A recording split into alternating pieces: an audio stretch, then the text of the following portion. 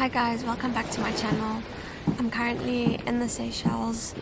I've been away from home for a while now, so every time I'm away from my loved ones and my animals, I do start reflecting on how lucky I am to have everything that I have.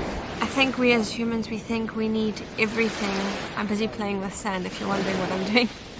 We think we need every little thing to make us happy. So we excessively shop. We excessively are just consumers. So we excessively consume, but we're not really satisfied. And a majority of the people in this world that have very little are the most content because they get by with what they have and they're grateful to have clean water and shoes on their feet. But a majority of us that live in a modernized world and can have access to every single thing that we want, it's like it's never enough.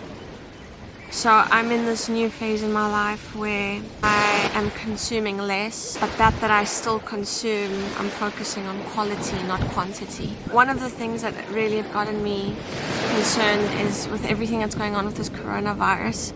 I've been reading how people are swiping clean the shelves at the supermarkets or pharmacies because they're so worried that everything in this world will collapse and shut down. Don't do that. Get enough to get by because you're leaving other families without toilet paper, without cleaning products, without medicines. My point of this all, greed. I don't know why we are so greedy. In the animal kingdom, an animal will kill to eat for the day, and when it's hungry again, it will kill to eat for the day. We as humans need to follow the course of nature and learn from how animals are. We're depleting Mother Nature of all of her resources. We're killing all of her animals and polluting every body of water and stripping down every jungle or forest, all at the expense of money and stuff. And if you look at how much stuff we have in this world, unnecessary stuff, it's so scary. As we're speaking now, I have to show you this. Here in the beautiful Seychelles, plastic bag, fishing net, and that's literally not even a meter away from me. So yes, I am currently on one of the most beautiful islands in this world, and still human impact everywhere. Earlier when I was walking, there were empty Coke bottles, beer cans, packet of chips everywhere, fishing lines.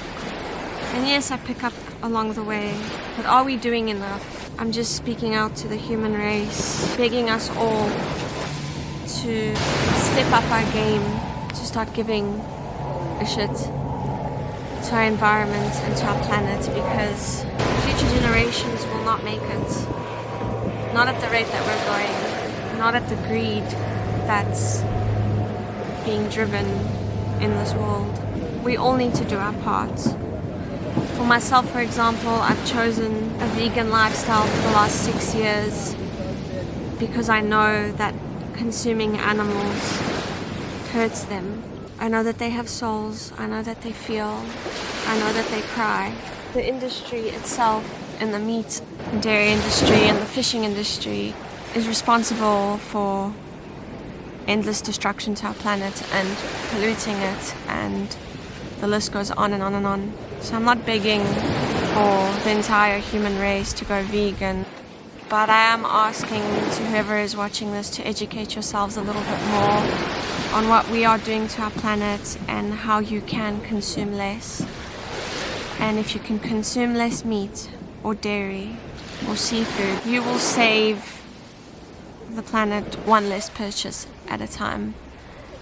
It's also important to look at the products you use. Are they safe for the environment? Are they safe for your body?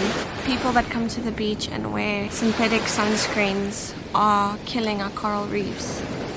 I've been coming to this island for quite a few years, for about 6 years, and I can't explain to you how much bleached coral I constantly find. Bleached coral is the equivalent of an entire forest that is burnt. And our oceans are responsible for 60% of oxygen. And under there is an entire ecosystem collapsing that not enough people are aware of. I just want to show you an example of what bleached coral looks like.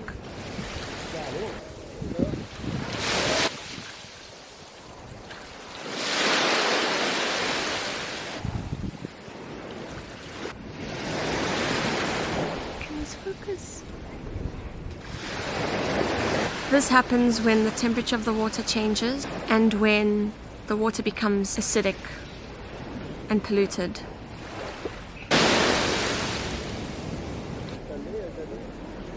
So as you can see, this is like the tree stump. This is what the fish depend on for food source. I know that the hotels are trying to inform people to use reef-friendly sunscreen. But yeah, I was walking down and I still saw some tourists with synthetic sunscreen. But let's pray that all product companies will be more conscious of the chemicals they are adding into their products, not just for human sake, but at the end of the day, our planet's sake. Speaking of, here's another piece of bleached coral. It makes me really sad. There's a really good documentary that I would suggest for you to watch. It's called 50 Minutes to Save the World, and it's very educational on what's happening to the coral reefs. Everyone expects the ocean to look like Finding Nemo under the water. I'll tell you now, I've snorkeled quite a bit in this area and sea life is dramatically being depleted. It's just a mess. If you've watched the movie at all, Avatar, it's very symbolic to what we are doing to our planet. For any of you that are like me, where your heart bleeds and breaks, knowing what we are doing to our environment, I want you to know that on a spiritual level, if you have that pain, and you have that consciousness, knowing that what we are doing is wrong and you want to make a difference, we are classified as the warriors of this earth. Each of us have the capability to make such a difference just by speaking out, by educating ourselves first and foremost, by practicing every day a conscious and healthy lifestyle, meaning reduce less plastic, eat sustainably, consume sustainably, don't support industries that enslave and murder animals or people. Be warriors of this planet. Fight for our earth. She is so giving to us. All she does is give and give and give, and we just take and take and take.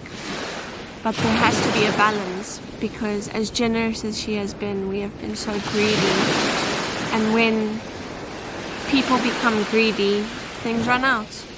And others have to suffer in the consequence of greed. I don't want to feel despondent and doubt the human race, because I see so many people making a difference, and the internet can be great for that. As corrupted and as screwed up as the internet can be, there's another side to it that is so revolutionary, because just through platforms we are able to wake up so many people and make a difference in this world.